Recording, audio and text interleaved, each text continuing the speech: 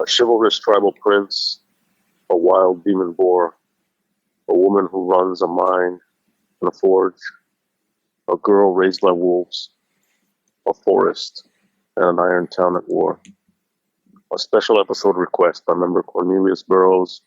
This is Mononoke Hime, Princess Mononoke. I thought I had seen this film. I guess I'd seen Howl's Moving Castle, Spirited Away, maybe a couple other Miyazaki films, and an assorted number of other animes like The Cat Returns and probably Grave of the Fireflies. Mm-hmm. And I find myself, this is the first time that I've ever been able to really break what it is about anime that was stopping me from truly diving into it. Which is to say, now I'm completely sold. I feel like I've discovered something that was always in front of me, and that I see it now in a way that I had never either realized or appreciated in past viewings. Which is going to make it interesting to go back to Grave of the Fireflies and Spirited Away, Howl's Moving Castle, because it's I'm really taken by the imagination and the beauty of Miyazaki's vision.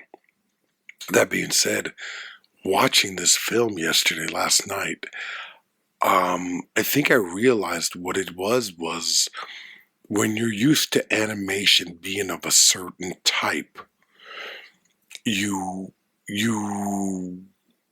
judge everything that comes after it on that. American animation is more not maybe on the surface more fully realized. It's I guess what I want to say is Miyazaki's films are more 2D. The images are flat. There's not a lot of you don't see a full body. Does that make sense to me? Make sense to you? I'm sorry. Yeah. And I think there's that, but there's also this the animation doesn't flow in the same way as Disney or Looney Tunes or American Pixar, where everything is shot, it seems like at 24 frames per second, the way actual movement would be captured on film and delivered to you through the projection. So you're seeing all of this and you're seeing smooth, fluid movement. I don't think anime has that. It's a little bit more stilted. It's a little bit more it's like it's almost like there are milliframes missing.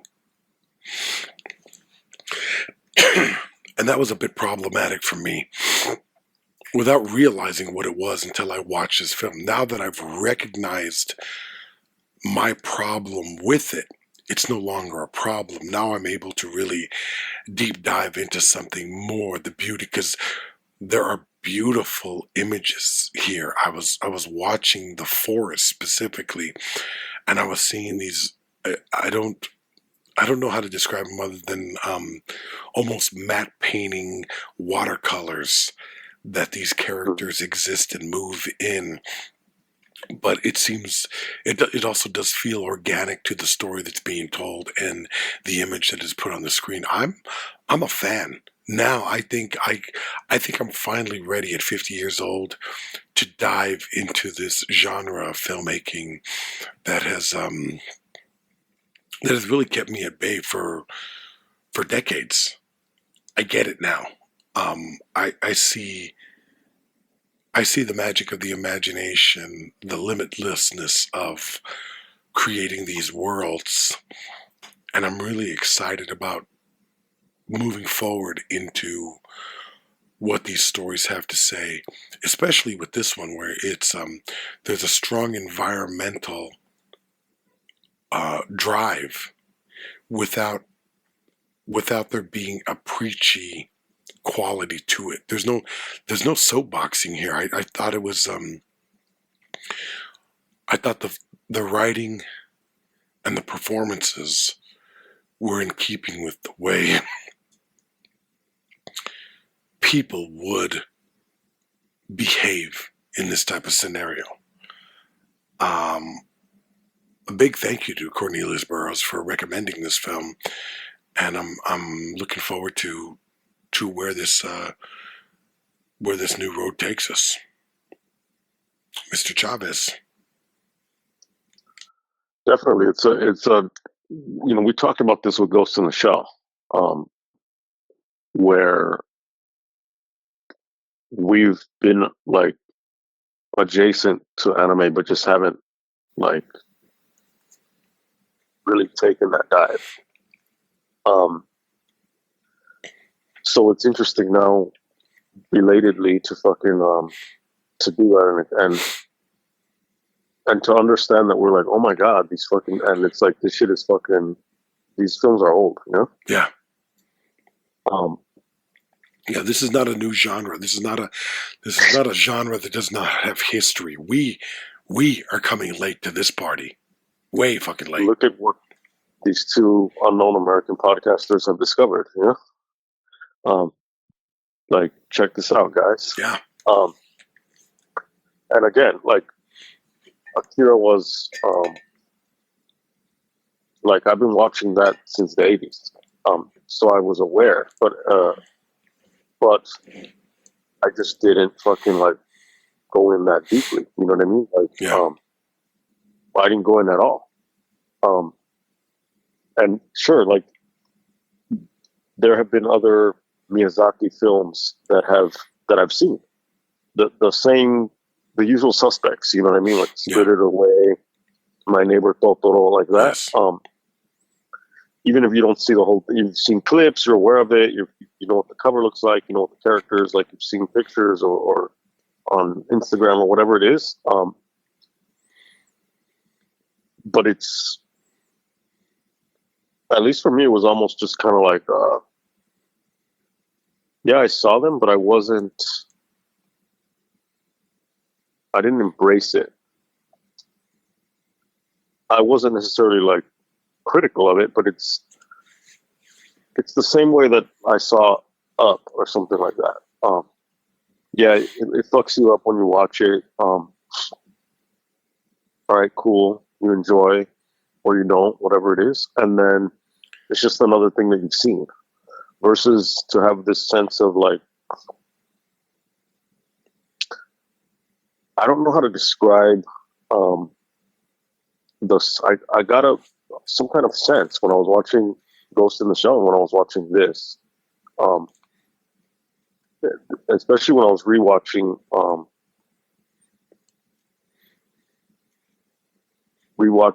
like after that, just to rewatch scenes from Akira and stuff like that, and to get a sense of like, and I don't even know how to describe it, but a sense of like, this is a different experience altogether than watching the typical shit that I watch, or even watching, like you say, an American animated film. It's, if we're going to talk about Disney, obviously it's beyond the princess like bullshit, and it's also beyond the cleaned up fairy tale aspect of it.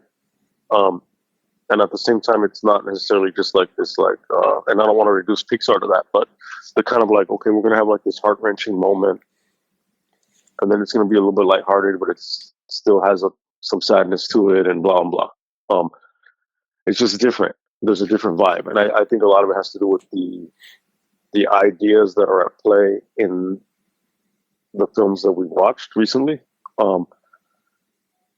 and just like the sense of like just sitting in it, and you're just bathing in it, you're marinating in this fucking genre. You know what I mean? And and I like it. And it's interesting that we've walked into this debate, the sub versus dub anime debate, And it's interesting because we were like, okay, let's watch this, right, as the title suggests, and fucking all right, now fucking we go look for the fucking original Japanese language because I'm not trying to hear fucking Claire Danes fucking in this movie. I'm sorry. Like, I don't want to hear it in English. I want to hear the original performance. I want to hear it in the sound of its birth, so to speak. And I tried playing a little bit just out of curiosity of, and it had Keith David. Yeah, I saw that. And I was like, Ken Burns fucking uses a lot of Keith David, and some of Ken Burns is okay, but like, I like Keith David, and Keith David is a great narrator, and he has a great voice, and he's a great actor. And it's cool to actually not only hear him, but to see him perform is another level. But not for this. I'm sorry, not for this. Not for me. And I don't know enough about the shit to pretend to be a purist. It's not that. It's just I don't want, if I can, I would like to not have it removed from that aspect of its context. It's important. And so, if you initially look, what platform it was on, the Max extension or whatever of Prime, right? Yeah, it's HBO Max.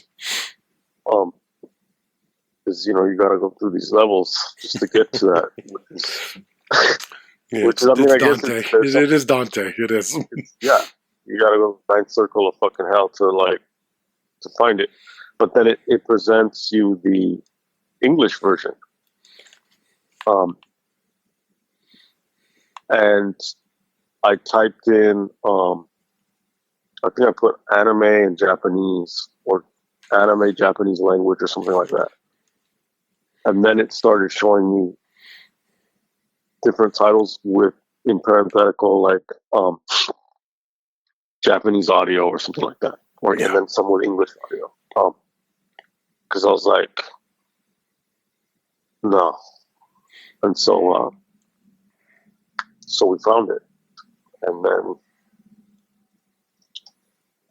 right away, it's fucked up. Right away. I was like, oh, this is going to be a fucked up movie. We're in it. A wild boar is like running, knocking down trees, and it has these like basically worms coming out of all of its body.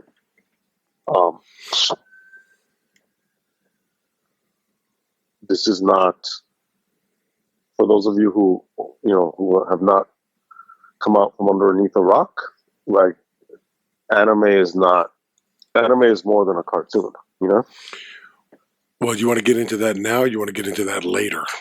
Because that's a big factor in understanding and appreciating it. Let's get into it now. I mean, we kind of touched on this when we did Ghost in the Shell as well. Mm-hmm. We did kind of touch into it. I think of the Japanese, and maybe I haven't seen more animation throughout the world, but I seem to think that there is an appreciation for story in other countries, and what the medium can do with it, that is not limited to an idea of what the genre is. I think with you mentioned Disney and Pixar, and I would throw Warner Brothers, Don Bluth, and all that into it as well. All of that is made for children. I don't know that I've seen an American film, definitely Watership Down, and the Ralph Bakshi films, Felix the Cat, Coonskin, and a Heavy Traffic, that are geared towards an adult audience. Those are films that inevitably fail miserably at the American box office, because American audiences, and this is a generalization, but I'm going to stick to it. American audiences are very limited in their ability to see the scope of the medium itself and genre in particular. So there's a thing can only be a thing. It can only be what it is. It can't aspire to something else. It can't be an adult idea that exists outside of a media that is traditionally for children. So when you take that into account, the very idea that this film was purchased by by Miramax, Harvey Weinstein, which at the time was owned by Disney, I never wanted to watch those dubbed films. Number one, I didn't want to hear American voices, and I like Minnie Driver. I like Claire Danes. I like Billy Bob Thornton. I like a number of the actors that appear in these films, but that does not mean that I want to watch a film. I have never watched, and I hope that I never will watch a dubbed film. I don't like them. I understand why they are done, but I think it's a betrayal of the idea and the original intention of the filmmakers, actors, and the director in particular. And I think it's a telling sign of the laziness of audiences who do not want to take that little bit of extra effort to watch a film and hear it in the nuances and the flavor of the original language. I think you're cheating yourself. I don't think you're watching the same movie, and in a lot of cases, you're hearing an adaptation. Now, you could say that the translation itself in the subtitles is an adaptation, but that's splitting hairs, I think. Now, when you rewrite a script for somebody to deliver it in lines through lips that were originally intended to say it a certain way, I think you rob the performance, even if it is animation. You rob the performance, and More because of its animation. probably more because if it's animation. Yeah, you're probably right in that case. I think it's this is the elitist in me coming right out, and I embrace it wholeheartedly. Anybody who watches dubbed films, whether it be Miyazaki or Italian neorealism, kung fu, chopsaki, Hong Kong action from the 70s and 80s, or Godzilla films, you don't respect cinema. You just don't. I'm sorry. Fuck you if you disagree and you're like, oh, come on, you're taking it too seriously. Sometimes we just want to have fun. We want to hear how that, we like the way it looks. No, fuck you. You don't respect the vision of and granted, some of these movies are shit. Every industry, every cinematic factory is going to create shit. But to go into it with that attitude, I think robs you of both the experience and a level of respect for the film that you're watching. So if you like dub films, go fuck yourself. Yeah, it's interesting because I can think of Akira, and I remember like the VHS, like the dubbed version. Mm-hmm. Or I think of old Jackie Chan, Yeah. Snake and Crane, Arts of Shaolin. Godzilla's the worst because those voices don't even attempt to match the lips. You know, they're the fucking. I didn't watch them when I was a kid, and I would get mad at people, and I would get mad because that was my only option. I hated that shit. I didn't watch them. Yeah, and I mean, they have this certain style to them after a while. It's just kind of like, and you know, if it's that, that's I'm specifically thinking of, because we used to watch that Jackie Chan film. I don't know why we used to fucking watch that one all the time, and it's like, I fight in the crane style, and it has that sound, you know. And there's a difference between that and hearing something in its as you said, in the original music of the language. Yeah. And there's also, I feel, a whitewashing that happens when it. Oh yeah. Here's that horse. Let's beat this fucker to death again. I mean, fucking tell me I'm wrong. No, you're not wrong. You're not wrong. But it's just this is what we do. Some poor white guy sitting here listening to it. Yes, I know. I suck. Everybody that I know sucks. Poor Whitey. Yeah, in his privileged position. And I mean, it's white guy, you don't suck. No. It's the Iron Town that sucks. It's not you. We all suffer, Yeah. Like, we have also been called whitewashed, Yeah. We have. So, like, it's a film that could have been, as you say, with the preachy element, it could have been less ambiguous.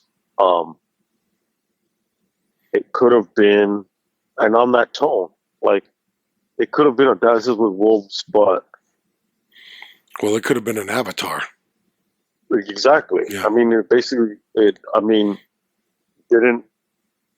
it have some kind of impression on James Cameron? So he was like, "Oh, I could use this. I can do something with this." The thing is that it's different cultures, because the main character, the prince, his culture is he's from like this tribe that was supposed to have been wiped out.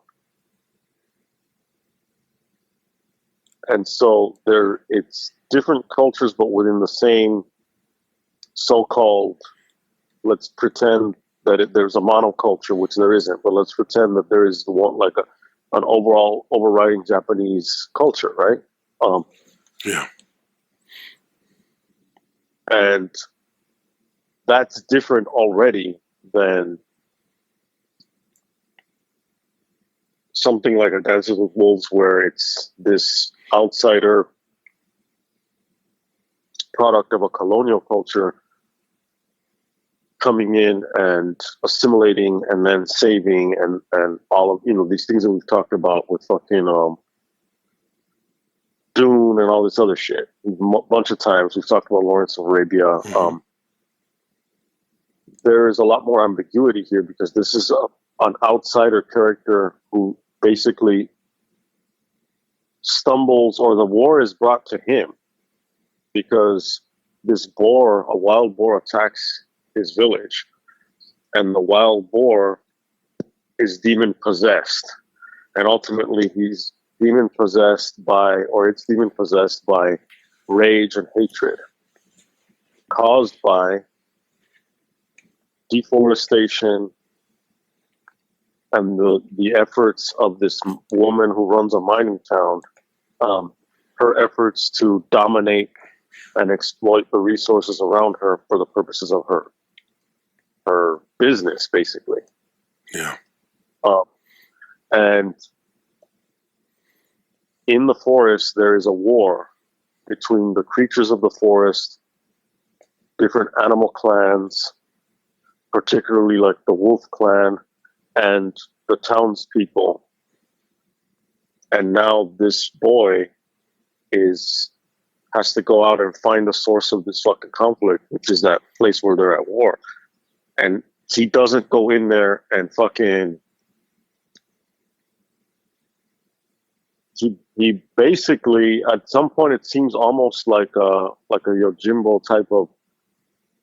It's not that, because he's not playing both sides, but No, he's actually trying to bring peace to the situation. Trying to bring peace to the situation, and he's going to either side because he's trying to do the right thing while still saving himself, because now he is under the curse because he's been touched by it, metaphorically and literally. And both sides hate each other. And it's very much man versus nature theme. And so there's a very simple conflict there.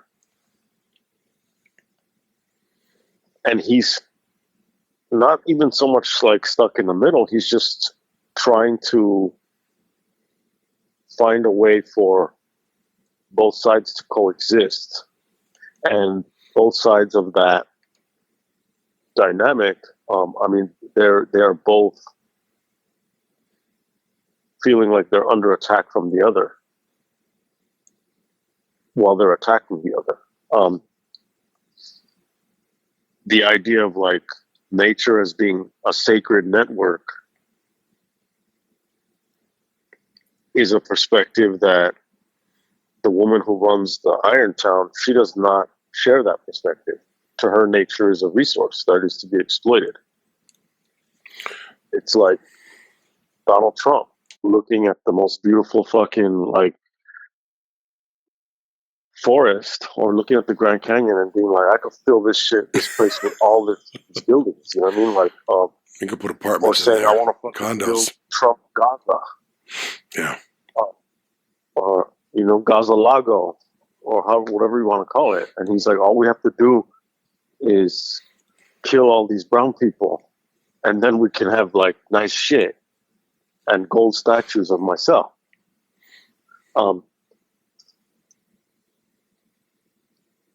Two completely different ways of looking at land.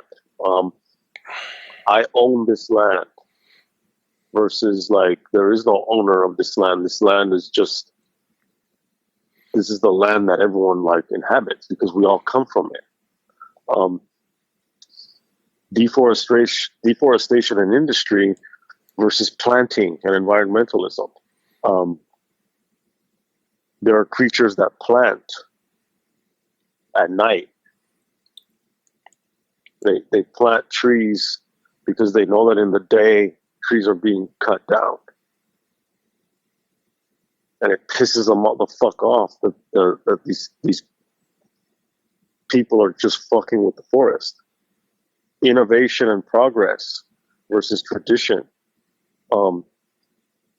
The idea of like ambition versus fucking harmony and balance with nature.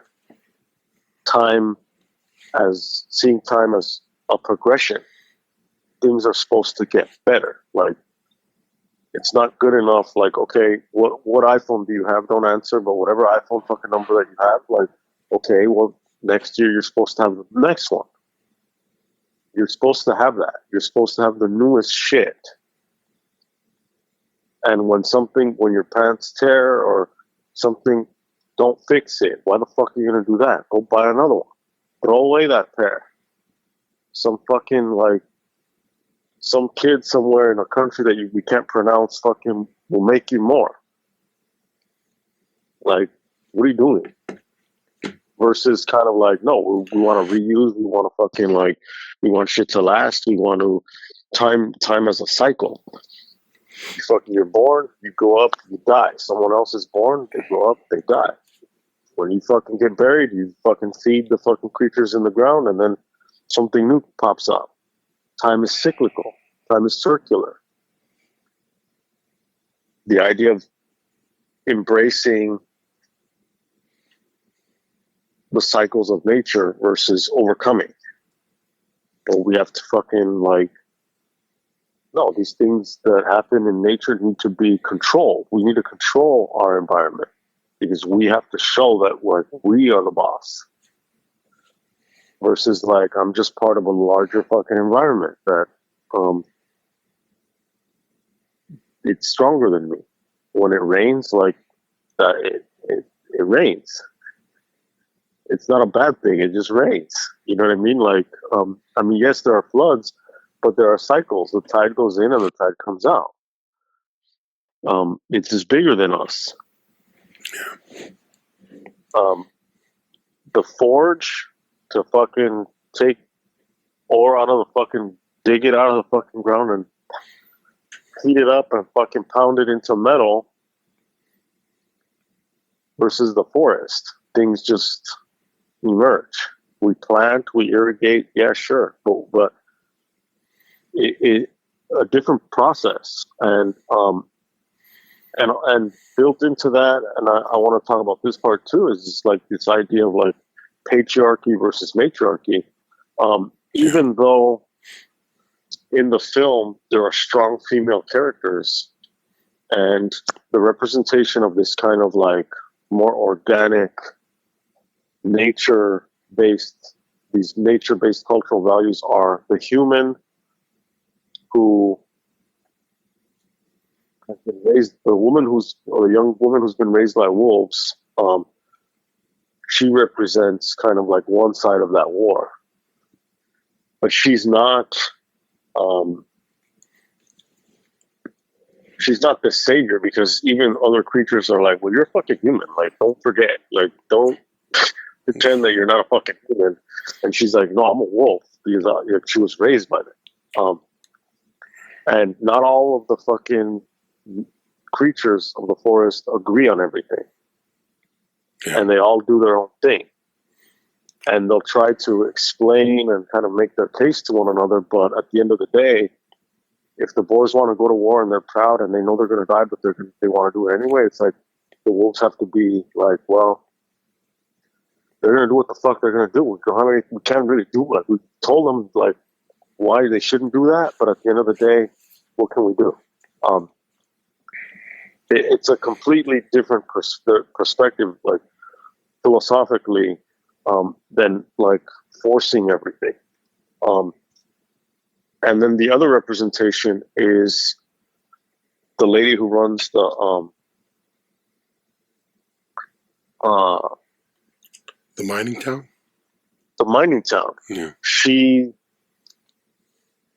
She's a strong female character, but at the same time, like I think she still represents a patriarchal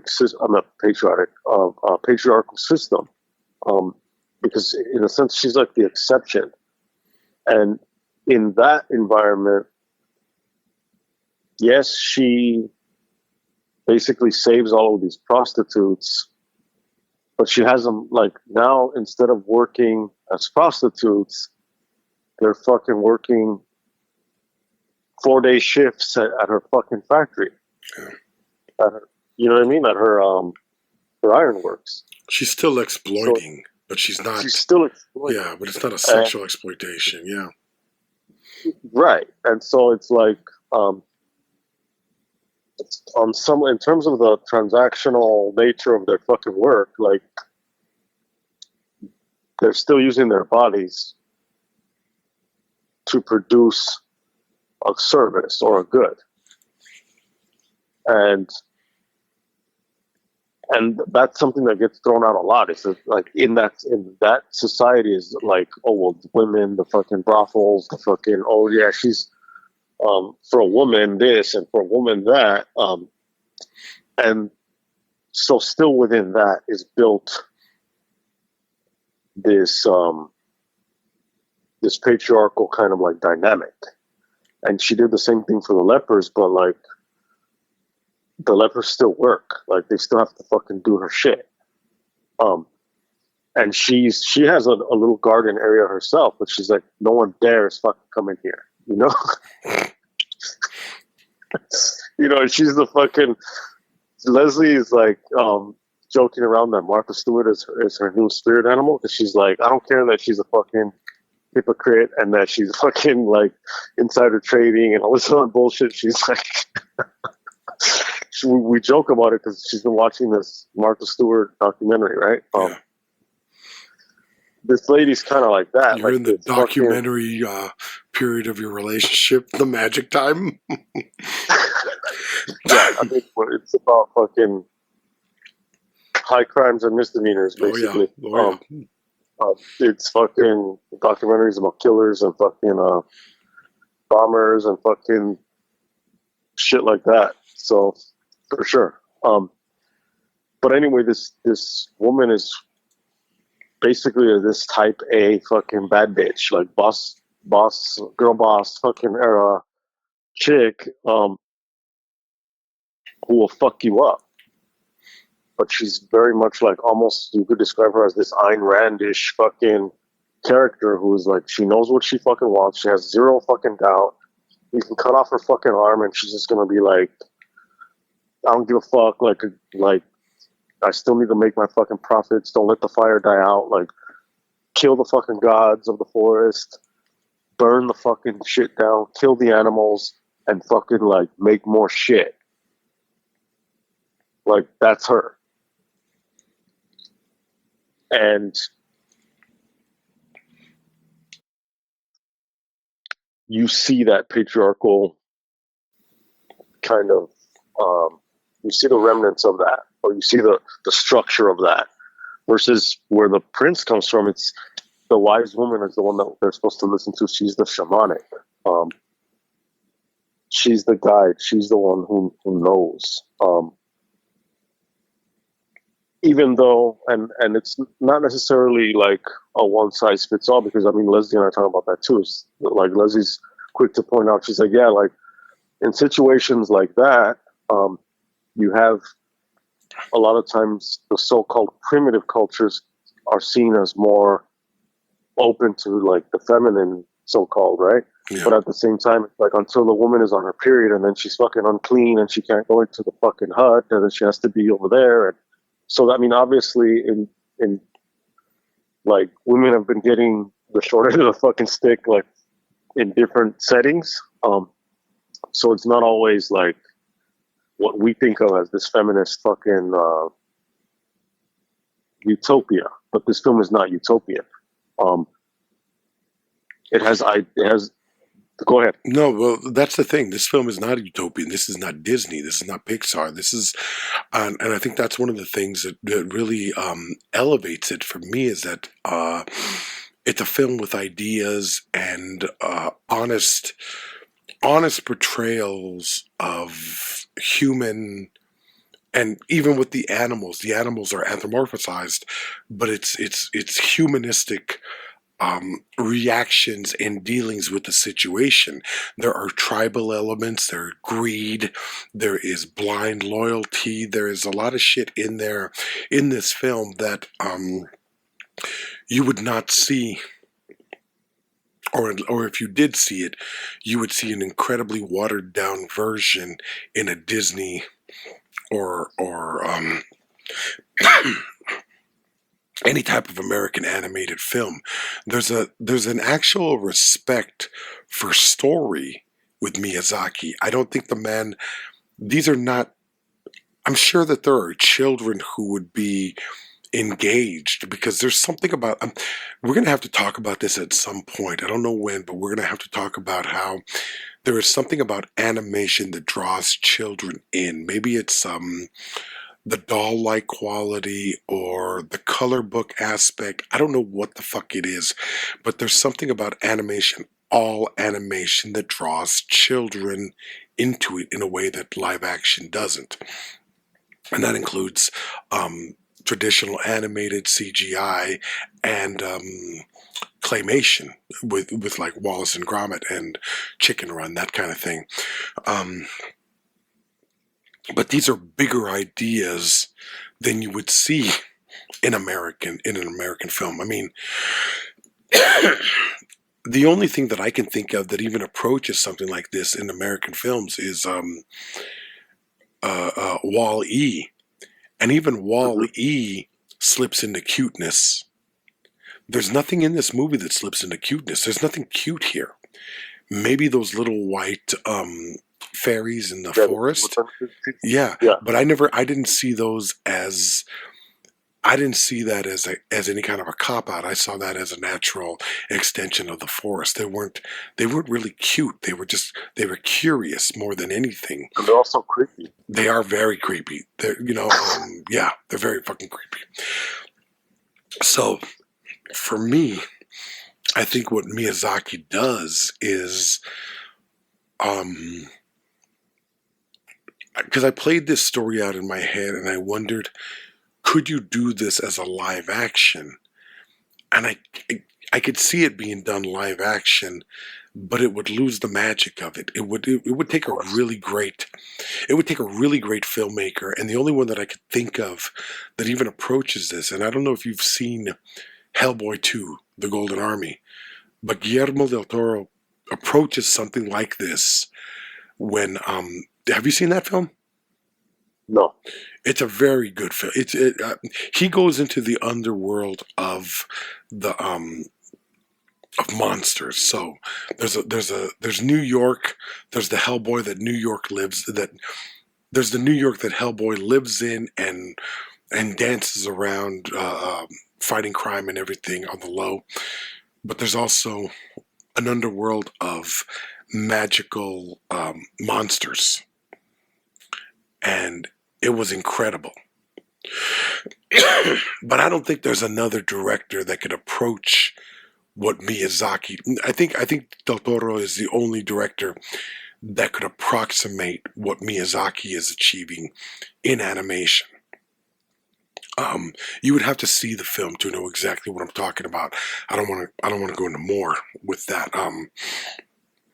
Maybe one day we'll talk about those two. Labyrinth, so I can see. Okay, so Pan's Labyrinth, yes, absolutely. So there is a vision and there is an understanding and a respect, and I think what it comes down to is not a demonization of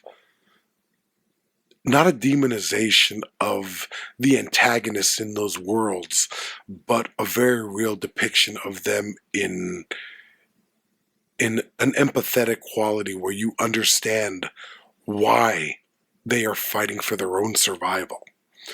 And so by the end of this movie, and like always, see the movie before you listen to the podcast, because we're going to talk about every aspect of the movie.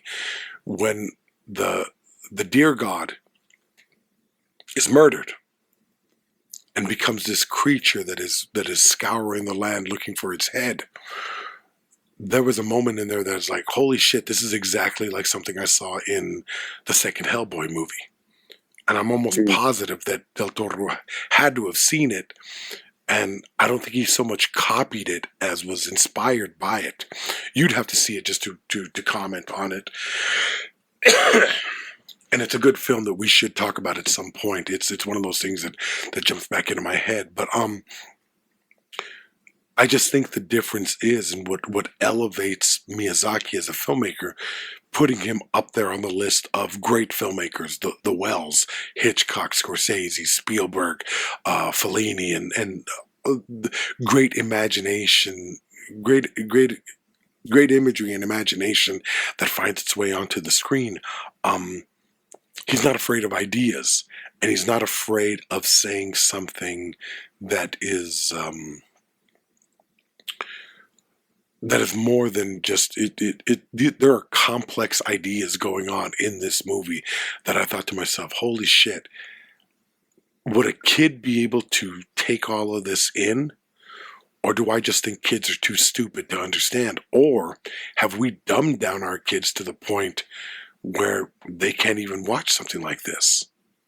I think I could have watched this when I was a kid, and I might have fallen in love with it then. There's something that, based on like what you said, like in the childhood aspect, you sparked this memory of like, what's the documentary that you showed me? It's long as fuck, and it goes through all of these. Story of Film? Is it? I mean, yeah, maybe it's Story of Film. With the Irish narrator? Yes. Yeah, Story of Film. He's going through. It's a great it's like a series, right? Mm-hmm. It's about 11 episodes, I think. It goes through so much shit. Well, there's a point where it's bicycle thieves. Yeah. And they're crossing the street, and the boy almost gets hit by a car. And then the dad, he's like, "Come on, let's go," or what? Something along those lines, right? Mm-hmm. And the narrator, I forgot his name. His name is Mark. God damn it! What is his name? Yeah, Mark something. I can't remember. It'll come later. Yeah, it'll come. Maybe his last name has an S. I don't remember. Mark Cousins. That was it. Mark Cousins. Mark Cousins. There you go. Yeah.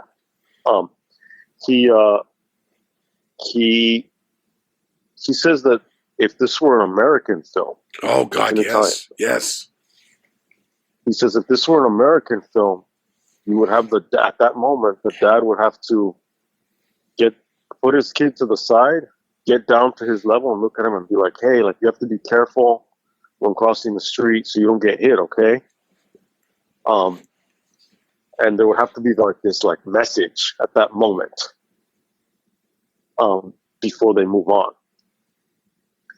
And so transitioning from what you're saying through this to what I'm about to say is, I think, and you see this when you travel, you see this in other cultures, that's present in this film is an acceptance of suffering. Yeah. That I don't see in American film and in American culture in general. And obviously, like, there's like a kid knee-jerk reaction is like, well, what do you mean, like, acceptance of suffering? Why the fuck should I, like, because the counter to that is like, well, who's making me fucking suffer and why should I take it? And I get that. And at the same time, it's not like these fucking forest creatures and are like, yes, we're suffering. The Iron Town is, let's all accept it. It's not this passivity. It's the idea of, and it comes from a lot of different things, but in this film, it's, there are different sources, I think, that play a part, culturally. Just from the get-go, the wise woman, the shaman of the village where the prince is from, and realistically, I know you're saying, and I get it, and I agree with you to a certain extent when you say watch the film first, but from a realistic perspective, I'm like, listen to our shit first. Listen to our fucking episodes every week. You don't have time to fucking watch the movie. If you do, watch the movie. If you don't, listen to our shit. Well, the point is, don't get mad at us if we say something about a movie and, I was going to see the movie. You ruined the movie. Don't get pissed off at us. I mean, or get pissed off. Yeah. Accept your suffering. So anyway, the wise woman is like, she's casting runes or like these bones and to get like messages as to to understand the meaning of the situation. And the boy has been injured because the demon touched him and burned him. And she's like, well, this fucking affliction, this curse is going to grow in your body and it's going to kill you.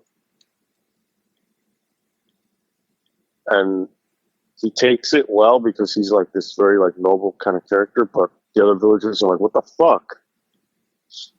And she's like, you can't alter your fate, but you can rise to meet it. Very, very, very powerful. I mean, in a way, in a Western pop cultural, like current context, it would be the current version of stoicism that gets thrown around that the critics call it broicism.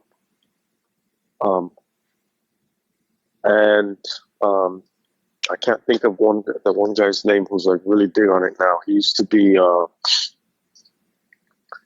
he was Ryan Holiday is his name. He was like a media guy who, he was like a trickster of media who became, who kind of rebranded himself as this like, stoic bro who talks about Epictetus and fucking Seneca and Marcus Aurelius and that's his shit. So this idea of like, or even like that Navy SEAL David Goggins, who gets a lot of play in the podcast. He was overweight and now he's all about, man, fuck pain and yeah, that guy. You know what I mean? Like I'm Whatever I don't want to do, that's when I fucking spend 9 days doing it. Because fuck me and fuck pain, and as long as you can deal with pain, no one can fuck with you, because anything that they throw at you, you'll fucking embrace it, like that kind of thing. It gets transformed into this kind of self-help thing, American thing. This is not that. This is kind of like a certain level of the stoic kind of how you respond to what happens in your life is more important than what happens to your life. And there's that. There's an element of this Buddhist and in general Eastern view that the monk / corrupted hunter fucking says, where he says things like the world is cursed. He says, you win some, you lose some. Everybody dies. It touches the Japanese concept of mono no aware, the ephemeral nature of reality, and the Buddhist concept of impermanence. Nothing lasts. Everything is meant to pass away. Everything. The first noble truth of Buddhism is that typically it gets translated as suffering. Like all life is suffering. But beyond that, it's like, I remember there was a clip of, I think it was Duncan Trussell talking to Joe Rogan, and he was trying to explain that to Joe Rogan, and Joe Rogan's like, yeah, but, and I maybe just forget reality, I'm just going to create whatever for the purposes of this thing. Like, he's like, yeah, but it's kind of like John Travolta and fucking Pulp Fiction. He's like, pork chops are good, bacon is good, you know? Yeah. And it's like, it's not just that all things are suffering, because obviously, like, not everything is suffering, but ultimately everything is unsatisfactory by nature also. So that if you take whatever you think is like ecstasy, eventually the ecstatic element of it wears off. And the things that cause you the most pleasure, when like done to the extreme, will cause you pain, regardless of what they are. It's like that kid who fucking, I don't know if this is like a urban legend or whatever, but he like jacked off like however many times in one night and died. Yeah, you know what I mean? I heard about that. So yeah, we've talked about. I've talked about that before. So it's it's like this doesn't feel so good anymore, and shit like that. The idea of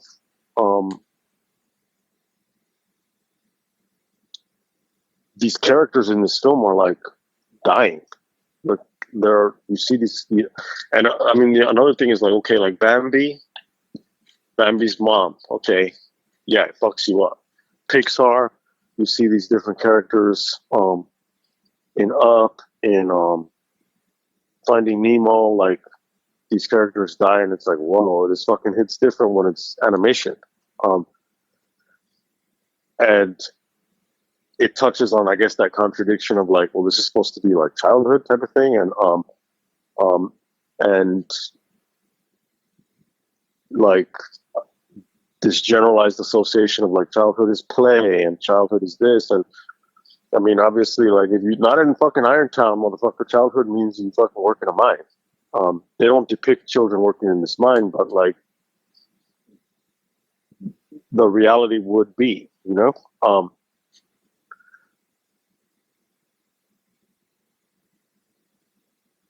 This has like major characters dying. The god of the forest. Yeah. And that shit died like kind of easily. And you're going like, okay, now what? because there are wrongs that are trying to be righted in the film. So again, it's not this passive kind of accept suffering, therefore do nothing. Even like in Taoism, which may not have like had like such a cultural impact on this film, but in general, the idea of not necessarily forcing. There's this concept called Wu Wei, and a lot of times it gets translated as like active inaction, or it's kind of like this contradictory, like don't force it, don't try too hard. Which doesn't mean don't do anything. It just means that like, how do you flow with this? How is it like? Bruce Lee was very, very much influenced by this, so he was very much about that whole be like water thing. Yeah. Have you seen this movie called Shadow? It's like one of those like kung fu type of movies. Yeah. That's I remember there was a fight in the rain, and that was the cover. I remember that. Yeah. I think it's the director who did House of Flying Daggers. I think. Mm-hmm. Yeah. I think you might be right on that. And I don't remember his name. And I think he did some other like he might have done Hero. I can't remember what else. Well, there's a fight. There's a moment where these two characters, the one character's training for this major fight, and the wife of the teacher is like, she says, you can't fight this masculine style, this yang style, with another masculine style, because he's going to always win. So you have to use the yin style. You have to use the feminine style against it to counter it. And when they're practicing, the one guy, the teacher, is using a bamboo staff. So then his wife is like, she's like, allow me. And she uses an umbrella. And so a lot of times when he swings, she like dodges it, but she bends in order to dodge it. Mm-hmm. So this idea of like a strong tree, if the wind is strong enough and the tree is stiff and doesn't move, eventually, or with enough powerful water, the tree will snap, or the branch will snap. Whereas the bamboo bends with the wind, and it's resilient. It bends in the direction that the flow of the water is going, and it's resilient.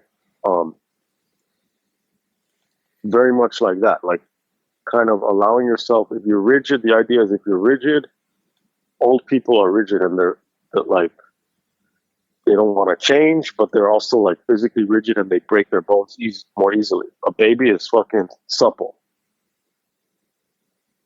And young people are more apt to change. They accept, they're like, oh shit, tomorrow fucking like, is tomorrow this? Okay, let's go. You and I, fuck that. It's Friday and I'm mad because it's Monday is fucking right there. I can see it.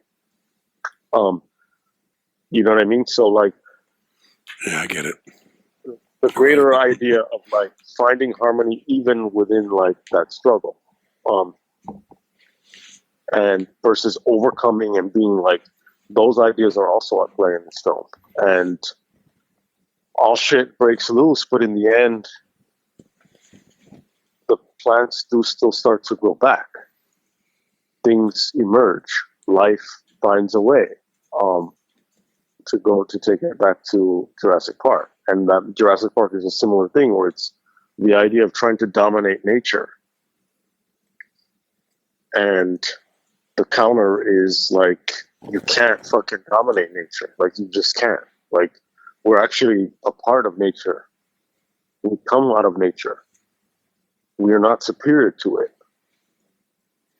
But now that we already fucked this up, what do we do? And all of this shit is in, you know, you have these mortal enemies, and this guy getting in between saying like, I'm the one who's fucking, like, you guys are dying, but I'm also fucking dying, and I have to resist this fucking curse, which is the theme of anger and hatred as a curse or as demon possession. And you see that in, I mean, like Star Wars. And Star Wars has that kind of like Iron Town shit with Empire. And I mean, a lot of this is also oversimplifying a lot of these Eastern concepts. But it is based on them. Empire versus the Jedi. Personal ambition, you see that with the Sith. Anger, revenge. What does it do to a person? What does it do to Darth Vader? He goes completely to the dark side. He gets all fucked up.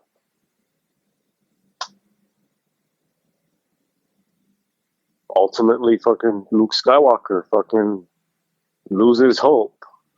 A New Hope loses his fucking hope at the end until ultimately he has to do what his teacher did. And go back to, he has to die. But ultimately, once he dies, once these characters like die, they exist within the Tao or within the Force. Just like that fucking spirit, that nature spirit, the forest spirit or whatever in this movie. There's like a sense of balance that is trying to be achieved at all times. And when shit is in balance, I mean, when there's an imbalance in the force or whatever else, there's this dis-ease. And so the idea is to try to find that equilibrium. And all of these ideas are at play in this film. And like, that's the fucking, what a fucking takeaway to this idea of like, you can't alter your fate, but you can rise to meet it. Yeah. It's a beautiful lesson. It really, I think that's why as I watched it, I kind of took a step back in the whole viewing process, and I was like, this is, every once in a while, okay, you watch movies, and a lot of people watch them for almost solely entertainment value. And I'm not dismissing that. I'm not dismissing the importance of enjoying yourself and, working a full day at your shit job and coming home and relaxing and diving into something that's going to take you away from the bullshit of your everyday life. It's going to make it make sense. It's going to make it better. And, everything that you just said, everything that I've just said over the past hour or so might lead people to believe, well, that's just too much fucking thinking. We've talked about this. We've talked about the dumbing down and the inability of people to invest. I think what makes Miyazaki different and special, to use a very obvious and overused word, is that his films do have purpose. His films are not simply these good versus evil morality tales. There's levels, there's shades. There are real things that are affecting us as a species. You can watch this film, and it's the only film up until this point, I think even now, it's the only film that he's made that is set in feudal Japan. Everything else is set in modern times, albeit a fantastic modern time, but like a fantasy modern times, but still modern times. This is his feudal, and that's a lot like science fiction, where you take something from the past, or you kind of shine a light on us. And if you're watching it with a particular understanding. You look at the film and you realize, holy shit, these are issues that have been with us for hundreds and hundreds and possibly thousands of years. Man's inability to live with the land, to take what is needed and not to overextend himself. There's a lot that's being said here in excuse me, in the sense of abuse of the land and a certain environmental, but it's not a beat you over the head Earth Day, Mother Earth's dying sensibility. It's more a presentation of facts and everything in here, whether it be the wolves, the boars, the humans, and I thought this was interesting. The apes, who are presented as closer to humans, not less animals, closer to humans, but very problematic. Still hopeful because they're the ones that are planting, but the ones that are most frustrated. And very Jungle Book. Yeah. Because they're like, all right, well, we're going to fucking eat the humans, and then we're going to gain their... It was very like orangutan from Jungle Book, because the orangutan from Jungle Book wants to fucking... I want to be like you. Yeah. He wants fire. Yeah. To be like you. He wants to be... he wants that human power. And he wants fire. These are like, we're going to eat the human and we're going to gain its power by eating it. And you can see how people, we get these crazy ideas with our imagination, and like whatever kind of weird logic we're using, like leads us to these ideas. And it's like, well, if I only could do this, then I'll do that. And, that also goes back to fucking, ultimately, like, humans want to be gods. And they, if I can fucking sell my soul, then I'll fucking play the best blues guitar. If I find this and I drink it, or this elixir of life, I'll be immortal. If whatever, then I'll do this. If I can create life, I'll be like God. Whether it's a dinosaur, AI, or a fucking an animated corpse, whatever it is. Or ultimately, it's kind of like, well, what if I kill God? And Nietzsche, like, God is dead, and we're the ones that killed him. Now what? Now what are we going to do? What are we going to put in its place? It's not that it's good or bad. It's like, well, we fucking created the situation. Now there's a gap. Yeah. There's a void. What fills the void? What gives us meaning now? This film has all of this shit. And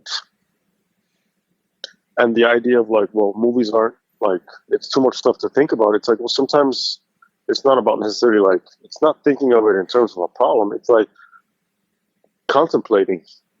Why is it like, look, you can still get all stoned and fucking have like, eat all this fucking pizza and just hang out and enjoy music better, like whatever. But at the same time, you start to like, people a lot of times get like weed philosophical because they slow down. Yeah. Or it's like, if you're on your back porch, if you have a back porch, or if you don't, wherever you're at, like even if it's like you drive and you park at the park, you know what I mean? Even if you don't get out, you just have the windows rolled down, and you're just kind of like, you're just looking at the tree leaves, and you're going like, damn. And that's it. Like, movies can also do that. Terrence Malick can fucking can do a lot of that, where you're just going like, damn, that's just pretty beautiful. I don't pay attention to that. Fuck. You can just fucking sit and watch clips of fucking, or a lot of foreign cinema that really just kind of slow cinema that really just, it's meditative, and you're just kind of like, damn, like you're just watching some asshole wash dishes. One take of a guy walking, you know what I mean? Like, and you're just going like, How come it's not beautiful like that when I wash dishes? When I wash dishes, it sucks because I have to. You know what I mean? Like cinema is so much more than just let me tell you a story about, let me entertain you about, let me distract you from, um, and it doesn't all necessarily have to be fucking at the same time. Like I'm gonna give you the lesson of life. Sometimes it's just I'm gonna entertain you, but I'm gonna also make you cry. Yeah. But I'm gonna also make you feel grateful for fucking being alive. Um, and maybe when you turn it off, you're gonna go like, damn, like I need to I need to do something beautiful right now. I need some kind of beauty in my life right now, like inspired by this movie. I'm gonna fucking whatever. I'm just gonna pour water in a glass instead of drinking out of a plastic bottle. Whatever. Um, and this film is that. Like it hits so many different notes. The deep, deep philosophical notes, morality, ethics. Um, at the same time, it's beautiful to watch, and the creativity. And you're going like, "Oh, that's interesting." Like fucking these creatures, the way they're depicted. Wow, like how do you depict? What makes you choose to depict this god like that? The voices, the audio, the performances. Um, it's a powerful movie. It's a powerful movie. So It's a powerful movie from a director with a vision and both a respect and appreciation for the medium itself and his own integrity as an artist. There's a story that I want to. I mean, you might know it. I think a lot of people who know the film industry have heard this story, but in 1984 or 88 or something, I can't remember. This film's from 1997, but Miyazaki has been on the map for many years. Many he is a treasure in Japan. I believe he's a national treasure. And in 1984, he made a film called Nausicaa of the Valley of the Wind, and it was purchased by a fledgling Weinstein company, and it was released here as Warriors of the Wind, and it pissed off Miyazaki so badly because the film was cut, redubbed. Um, it was fixed basically by Harvey Weinstein. So when it came time to distribute this film, Miyazaki had an ironclad contract that, number one, no cuts were to be made. It would not be, you could suggest, but he was not going to make the cuts. And this is a long movie. This is a 2 hour and 13-minute film, which is incredibly long for an animated film. I'm sure that alone, Weinstein would have liked to have cut out 30 minutes just to, for attention spans. yeah, Miyazaki fought it. What was that? We could use that time to see Mononoke's tits. Yeah, exactly. You got to show that. You got to. They would have been much bigger than Miyazaki realized in this film. But he had an ironclad contract, and the lawyers fought. And Miyazaki, asshole that he is, had a katana sword sent to Weinstein. A beautiful katana sword with the inscription, "No cuts." Wow. Now that takes balls. When he was asked about it later, Miyazaki said, I don't know if he said it in English or if he said it in Japanese, he just said, his answer was, "I defeated him." Now that's pretty incredible. As far as I'm concerned, that's fucking incredible. I mean, to have a level of respect. You could have easily said as a director, fuck it, it's an American audience, they're fucking Philistines anyway. Let them see whatever the fuck they want to see. In a way, you'd be justified in saying that. I mean, we don't make a pretty good case for ourselves. But it was the art. This is the film that I made. Don't release something that is mine that is compromised in the way that you want it for whatever you imagine the limited intellect of your audience is. Miyazaki is a hero as far as I'm concerned. Yeah, and I'm looking forward to diving in. I'm looking forward to deep diving into this shit, which I didn't think there were too many. I didn't think I had a whole lot of deep dives left, but this is definitely one of them. Yeah, definitely done in the Mononoke, the spirit of the creature that's fighting him back. You know what I mean? Against against human encroachment. The strange thing. Obviously, there are going to be shallow anime. There are going to be superficial, sure, entertainment only based, popcorn, fucking pop cultural, fucking fast food, zero caloric value anime, because that is for everything.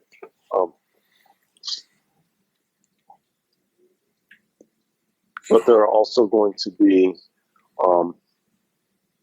these treasures, these gifts, these blessings. Yeah. These things out there that